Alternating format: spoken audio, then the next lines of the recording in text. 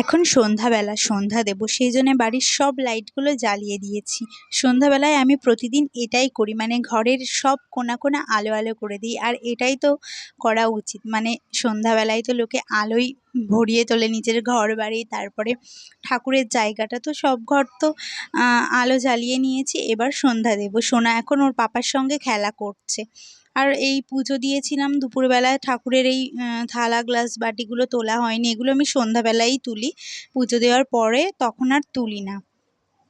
তো hello everyone, কেমন আছো তোমরা সবাই? আশা করি তোমরা সবাই খুব ভালো আছো, আমরাও কিন্তু ভালো আছি। তো পিয়ালিস ব্লগ চ্যানেলের আরও একটা নতুন ভিডিওর সাথে তোমাদের সকলকে অনেক ওয়েলকাম। তো আজকের ভিডিওটা দেখতে থাকো, কেমন লাগে অবশ্যই কিন্তু কমেন্টে জানিও। তো এখন সন্ধ্যাটা দিয়ে এখনও অনেক কাজ আছে টুকটাক, আর সারাদিন তো কাজের কোনো শেষ নেই। আর আজকে কী বার, কত তারিখ কিছুই মনে নেই। তবে হ্যাঁ, আজকে তোমাদের দাদাভাই কাজে যায়নি, বাড়িতে ছিল।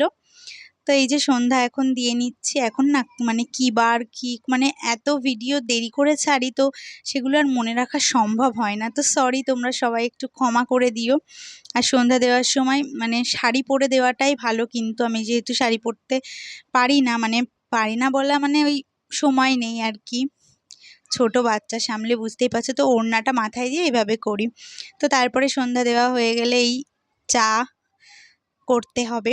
এখন আমি আর তোমাদের দাদাভাই খাবো। তো প্রতিদিন তো আমিই খাই, মাঝে মাঝে ও আমার সঙ্গে খায়। আজকে চলে এসেছে তাড়াতাড়ি বাজার থেকে, আর না হলে এখন যদি বাজারে থাকতো খেতো না। যেদিন বাড়িতে থাকে দুজনে একসাথেই খাই। আর আমার একটা হামান দিস্তা কিনতে হবে, নাহলেই আমরা এখন আদা দিয়ে চা খাই।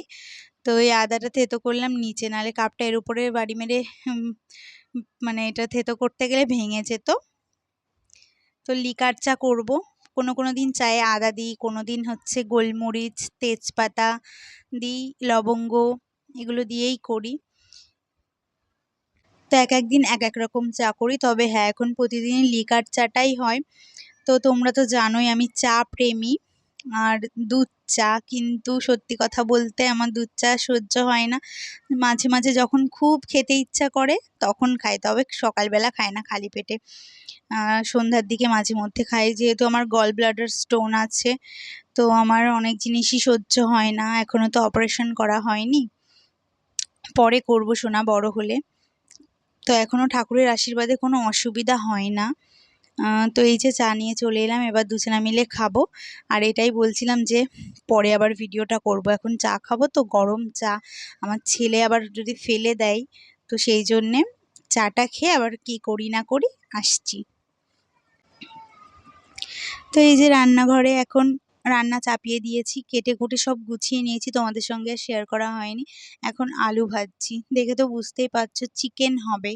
তোমাদের দাদাভাই একদম অল্প করে বাজার থেকে আসার সময় গাছ আনতে গেছিলো, চিকেন নিয়ে এসেছে 100 টাকার মতো, বোধহয় 100 কি 150, যাই হোক এখন তো চিকেনের দাম বেড়ে গেছে, মনে হয় 150 টাকারই। তো ভাবলাম এইটুকু চিকেন কি আর রান্না করবো, একটু নতুনত্ব কিছু ট্রাই করি। তো ফোনে একটা রেসিপি দেখলাম আম কাসুন্দি চিকেন, এই গরমেতেও ভালোই লাগে। তো একটু ট্রাই করি, যদি ভালো হয় পরে যখন মানে বেশি করে মাংস আনবে তখন একটু বেশি করে বানাবো, আর মাদের বাড়িতেও একটু পাঠিয়ে দেবো। আগে বানিয়ে নিজেরা খেয়ে দেখি কেমন হয়। তো খেয়েছিলাম এটা বানিয়ে, তো পরে এটা শেয়ার করা হয়নি কেমন হয়েছিল, কিন্তু দারুণ হয়েছিল খেতে। যদিও একটু বেশি একটু টক হয়ে গেছিলো, আমটা যদি একটু মানে রসটা চিপে টকটা বের করে দিতাম তাহলে ভালো হতো। পরের দিন যখন করব ওরকম করে করব। এটা আবার পরের দিন বিকালের ভিডিও। তো এখন এই যে গ্যাস ওভেনটা পরিষ্কার করে নিচ্ছি, রান্না বান্না সব বেলার দিকেই তো করে নিই, তখন আর পরিষ্কার করতে পারি না। তোমাদের দাদা ভাই বা আমার দেওর বাড়িতে আসলে ওরা ধরে সোনাকে, তারপরে আমি পরিষ্কার করি, না হলে ও খুব কান্নাকাটি করে, ওকে রেখে আমি কোনো কাজ করতে পারি না।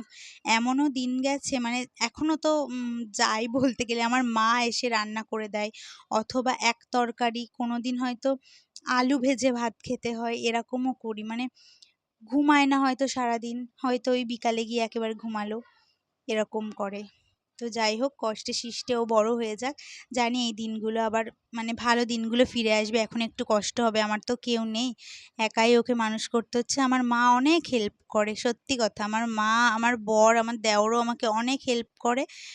মা বৌদি সবাই সাহায্য করে, ওরা যদি সাহায্য না করতো আমি এখানে হয়তো দাঁড়িয়ে থাকতে পারতাম না, সত্যি কথা এটা।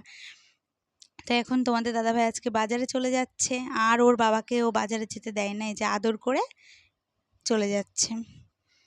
তো আজকের এই ছোট্ট ভ্লগটা কেমন লাগলো অবশ্যই কমেন্টে জানিও। যদি ভালো লাগে লাইক কমেন্ট শেয়ার করে আর আমার চ্যানেলটা সাবস্ক্রাইব করে আমাদের পাশে থেকো। তো চলো আজকের মতো টাটা। যদি ভালো লাগে লাইক করে দিও।